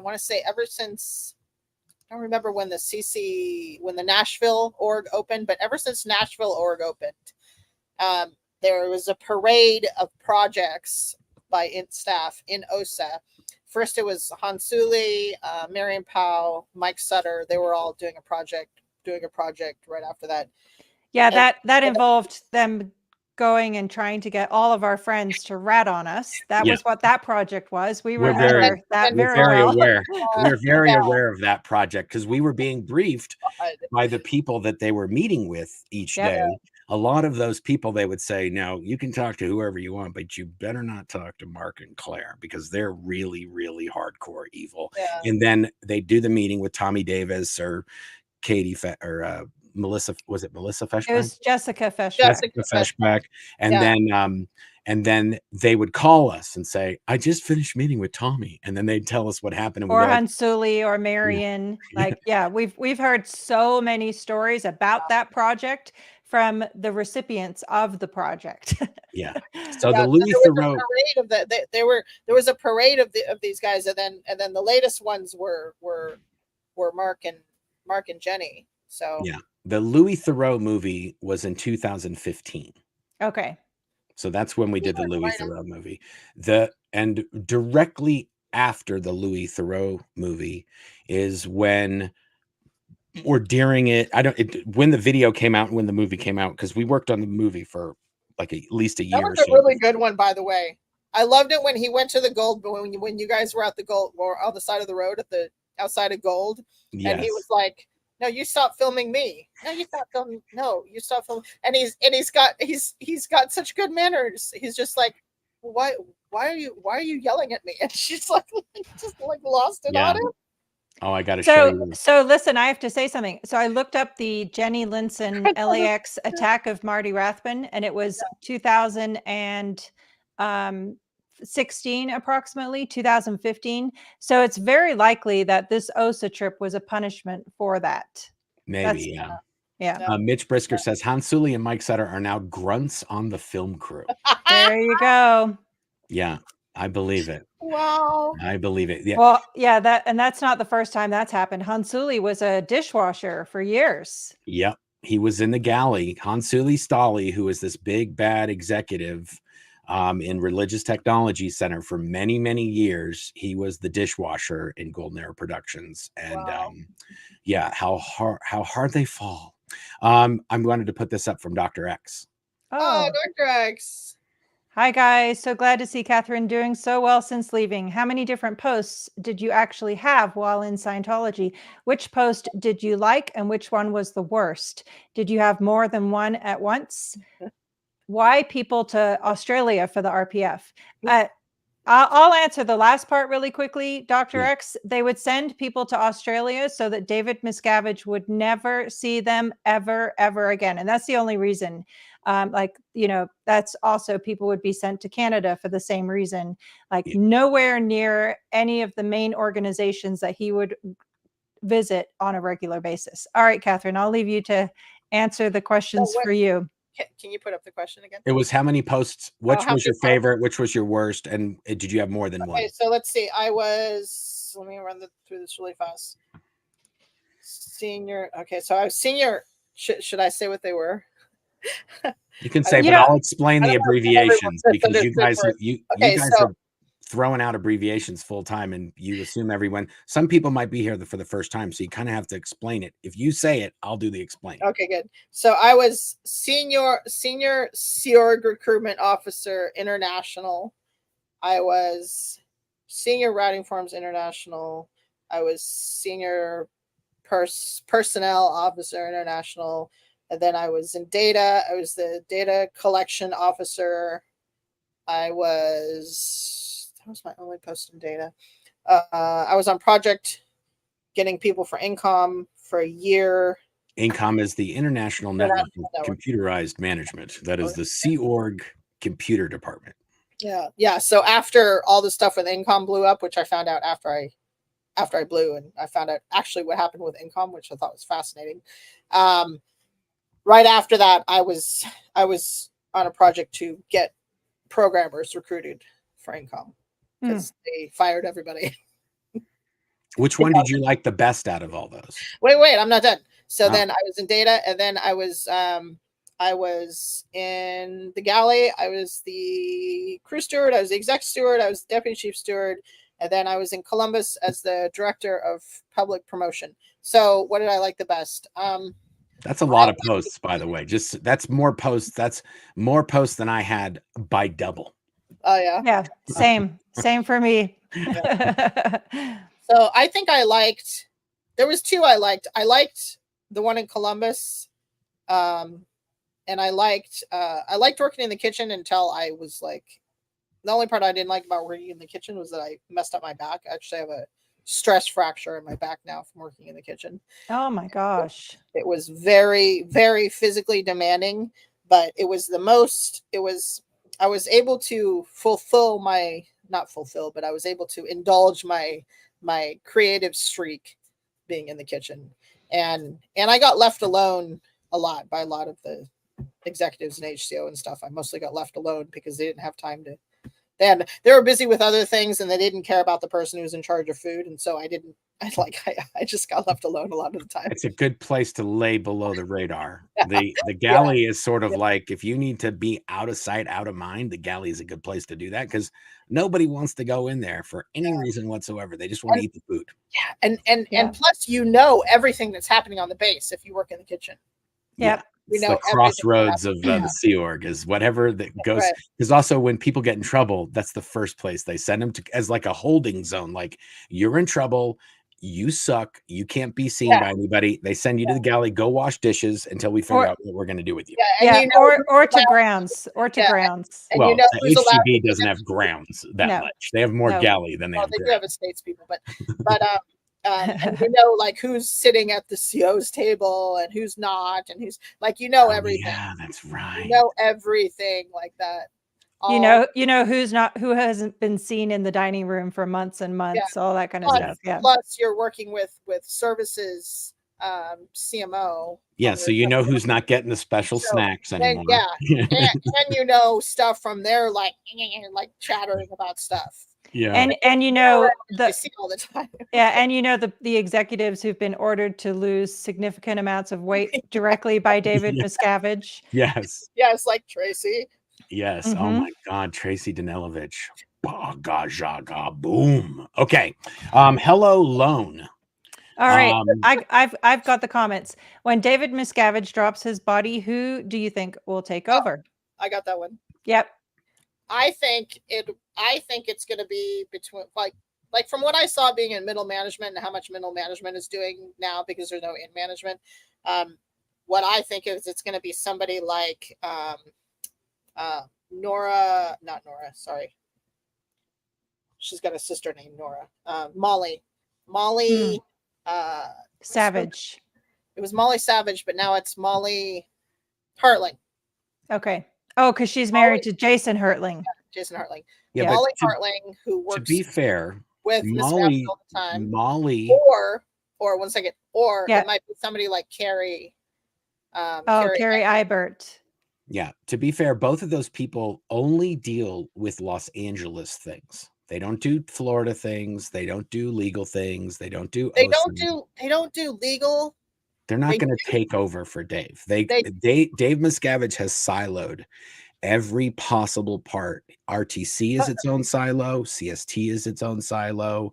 The IRS, the legal. What do you think they're going to do then? They're going to be screwed because of the way it's set up. It's exactly how Hubbard set it up, and the only reason that David Miscavige was able to take over after Hubbard died in 1986 is he had been siloing things himself in getting prepared for when it happened. Yeah. And then when Pat Broker kind of became a problem, he just got rid of Pat Broker. And as soon as Pat Broker was gone, he'd already had everything pretty much figured out. And it took him like 3 or 4 more years to kind of weed out all the people that didn't like him. And then he had it, but he works with the people that you named on stuff that's happening at the Hollywood Guarantee Building and in PAC or in the media productions.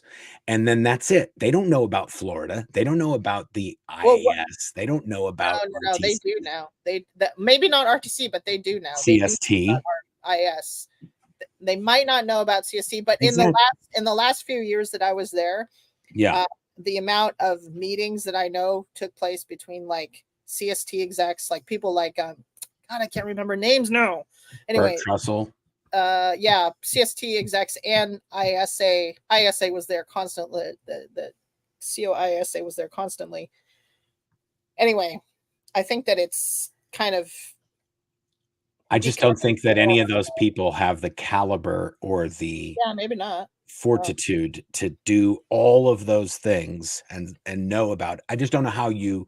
If he doesn't say you're going to be in charge when I leave, then when he leaves, they're not going to be in charge. Right. He'd have to. Like, who is he going to turn the legal stuff over to? Because they don't do the legal stuff. So then, history will most likely repeat itself, and it will either crumble entirely, or somebody will pull a David Miscavige and negotiate themselves into complete and utter power and destroy anyone else who was in the running. Maybe Shelley will show up and take. We'll see. We'll have to see. It's a tough question. Okay, we got a few last ones here, guys. Okay. Charlotte Arrow, question: how did you feel while knowing that there were only 40,000 or fewer Scientologists and that numbers were being padded? Was it discouraging or anxiety provoking? It was discouraging and anxiety provoking, but the way I thought of it was like, well, we just need to get more people in. We just need to disseminate more. We need to recruit more. We're not doing enough. That's how I thought of it. Yeah. Nice. Okay, I think it's giveaway time, guys, unless you have any other ones you want to do or anything else. Oh, and speaking of which, Katherine, you mentioned that there's a special giveaway for today. Yes. I didn't have time to go over this with you earlier because I messed up on the time, but I wanted to give away something from my Etsy store. Awesome. We can do that. Okay. So let's do We can just do the giveaway. They send it to you, and then you and Claire, I guess you have to. Do they go to your site and pick something? And they'd have to go to my Etsy store and pick something. I'd have to give them a promo code. Like just need to work out the logistics of it, which we'll just have them email Claire or go to the Blum for Good website if you're the winner, and then Claire and Katherine will figure it out. Good. Okay. And do we want to do that one last and have them do a different hashtag if they would like something? No, because then everybody has to re-enter. We do it the way we'll do it this way and it'll work. Okay, so here we go. All right. We've got 63 people. If you want to enter into this, if you just go into the comments and hashtag BFG, then you get to enter the contest. And right now there's 69 enters. You can see when you do it, it's going to change right here. We're doing it. And someone who wins will automatically not be entered in to win again. So you only have to do it once. Hashtag BFG, one comment, and you're entered. And multiple comments don't get multiple entries. It's once once you're good. Yeah. So let's do Katherine's giveaway last then. Okay. So because the number is going up as people are putting in their hashtags. So we will do 4 giveaways, and you get to pick. It can be a copy of Mark's book, an SP bracelet, a bobblehead, or anything from either the BFG merch store or the SP shop merch store. Of course, the SP shop, all the proceeds benefit the Aftermath Foundation. All right. There we go. You ready? Katherine, you tell me when to hit the button. Oh, I tell you? Yeah. I was trying to get more people to. It's timing, definitely. 85 people in there right now that have entered. So people, we're going to do it. We're going to do a bunch. So the more. Okay, do it now. There you go. Poof. Poof. There you go. Oh, I commented, so even I was entered in to win. Oh my gosh, you're rigging the system. No, I just commented. What? Did I comment what? Okay. Come on, just because listen. I didn't. Oh wait, did I say hashtag BFG? You said you told everybody to type hashtag BFG. So now you okay. So, that one doesn't count. I'm sorry, folks. you could do this, and I could give her something from my shop. No, she Okay, will fine. draw. I You'll draw appreciate again, that, and if Catherine. you I will buy something from your shop, and we're going to Oh. benefit the audience in this case, okay? Okay, fine. okay, draw again. Oh That's gosh, amazing. I can't believe you called that. That was just I creepy. knew it. I was like, what if? Ding, you won. Yeah. Okay, there you Christy go. Lynn Wilson. Congratulations, Christy Lynn Wilson. Contact Claire at the Blown for Good website. Go to the contact page, and you can send her a link of whatever you want in the SP shop or the Blown for Good store, and she will send you a link so that you can order it. Okay, that was number one. We're Love going to do Food it Kitchen. again. Love Food Kitchen said never trusted Ginger. She rigged her own competition. That is something Mark would say. To be fair, I'm not touching any buttons. I'm paying Love Food Kitchen a lot of money to make these comments about you. Okay, we're going to draw again. Congratulations, Christy Lynn Wilson. Yes, you are our first lucky winner of the day. You are a winner. After Claire, who rigged it, Ginger rigged it. I did not touch in the anything. Gingerverse. We're in the Gingerverse now. Come on now. Oh my goodness. I like that, the Gingerverse. Yes. Nicholas Hall. Awesome. Congratulations. Nicholas Hall from France. Email me and let me know what you would like. Perfect. And that was number 2 out of 4. And then we're not including the bonus 5th giveaway. Yes. See there, I got entered in again. I saw it. I still haven't. Wow. Yay, Salty Beach Girl Lori. I think she's won before.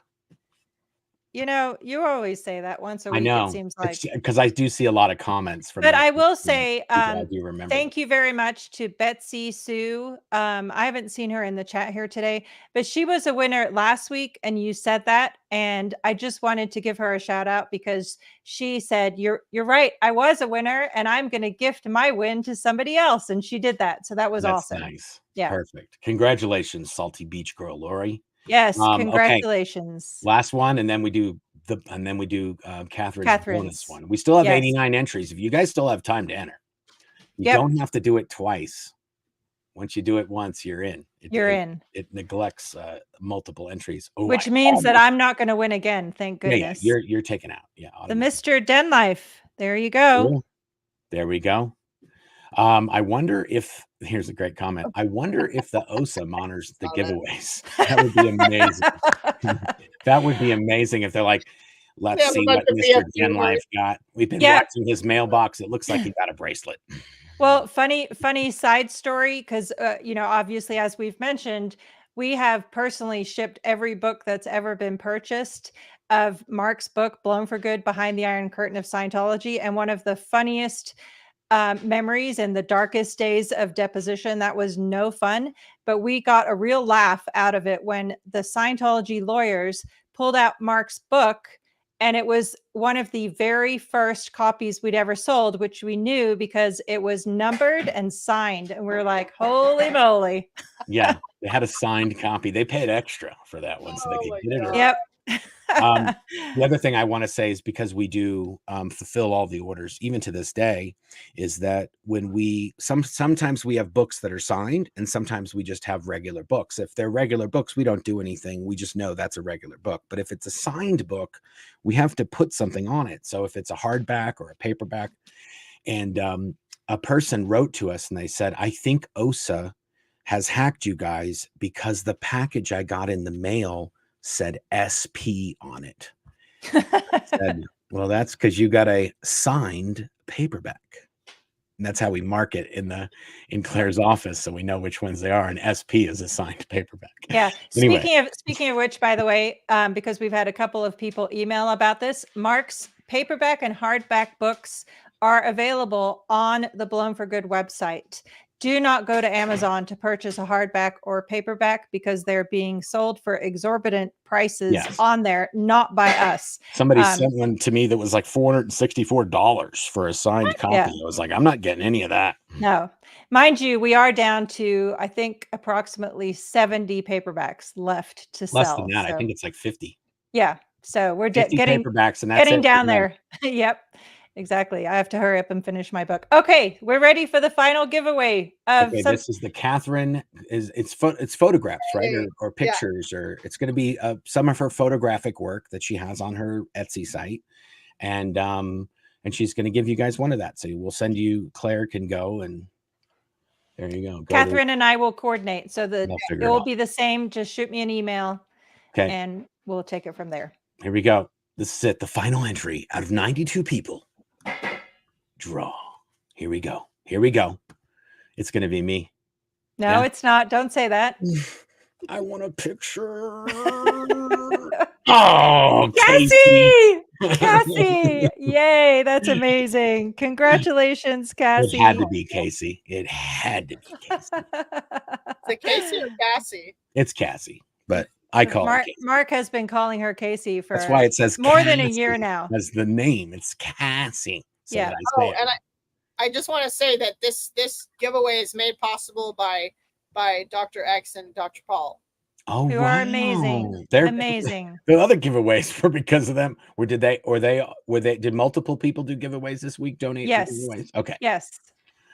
Awesome. Well, that was it. That was cool. I love it. Yeah, that was amazing. Thank you it so worked much, out. Catherine. I'm sorry for the time zone Yeah, mix up. sorry about that. That's all right. It's okay. It happens. We'll do it again, and I'll get it right. Yes, Well, there good. you go. We should, if you guys want us to do this again, let us know, and we'll do this with other Sea Org members as well, like a Sea Org Q&A. It was pretty great because we were able to post that we were going to do it at least a few days ahead. They really want to see John, by the way. He's going to have to at least poke in. I mean, can we see the husband? Yeah, he can come over. There we go. I'm invisible. Yes, Oh, there you go. Hey, John. Hey, John. I don't want to spill the beans, but we do have some things that are coming up, and you guys, if you're paying attention to the space, you guys will see more of John in the future. I'll just leave it at that. Does that sound good, Catherine? What? Yeah, sounds great. Okay, good. I think I know what you're talking about. Yes, of course you know what I'm talking about, you maniac. Okay. I don't. Yes, you do. I'll tell He you after. knows. Everybody knows what we're talking about. Don't be. Anyway, we have been working on some amazing projects, guys. And one of those projects, Catherine has been involved with. And over the next, I want to say over the next several months, we're going to start having these things come out, not only on our channel, but on the Aftermath YouTube channel, the Aftermath Foundation YouTube channel. And also Claire is setting up her channel. So in this video, I'll put links to all those different things. We'll put links to Catherine's Etsy store, and we'll put links to Claire's channel and the Aftermath channel, so you guys can subscribe to those, because not all of the things that we're going to do are all going to come out on the Blown for Good channel. We'll talk about them, but they might not appear on my channel. We're trying to kind of separate out the things that we're doing by the organization that's doing it. So for all of the Aftermath stuff, we're going to have that on the Aftermath YouTube channel from now on. So it would be great if you subscribe and click the bell notification icon on that channel, and Claire's channel, and Catherine's channel. So whatever's coming out, you guys hear about it. Question is Sunday usually when you do the live shows? I've only listened to the podcasts until now. Yes, Brian.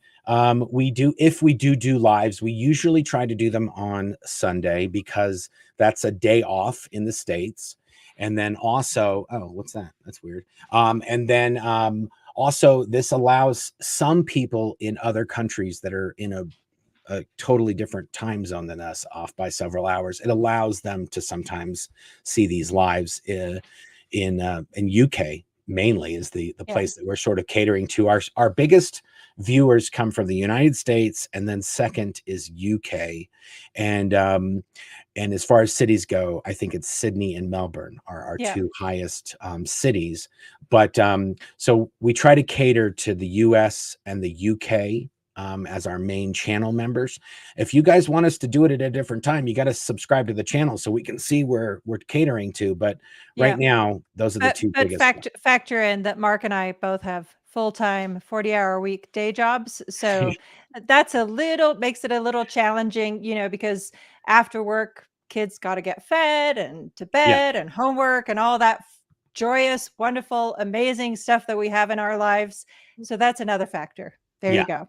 So we're trying to squeeze these in. We've been able to do it. If we haven't been able to do a live every week, we put a video out on Sunday at least. Claire's got a bunch of interviews coming up, and I've got a bunch of different shows coming up. So we should be able to keep going. And then Katherine has a channel now.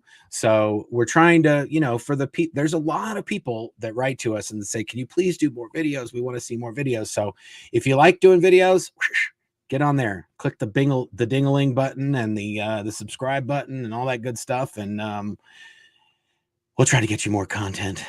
But Yes, we certainly will. thank you so much, Katherine, for joining us today. Thank you, Katherine. If you guys want us to do more of this, let us know in the comments. We do read the comments. I do see them. I answer questions from time to time in there. So even if you have a question and it's not live, if you're one of the replay crew and you're watching this, go ahead, put your question on. Tell us where you're watching from. We see those all week long in the videos, and a lot of times we'll answer them, or we'll at least like them. So yes. Anyway, thank you so much for your time, Katherine. Always a pleasure. And that was an amazing conversation. So we appreciate you. Thank you. Bye. Thanks, guys. Say bye to John. Bye, John. Bye, everybody. Bye, John. Bye, Kat. Bye. Bye, guys. Until next time. Thanks for watching. If you'd like to help support the channel, feel free to check out the merch store link in the description.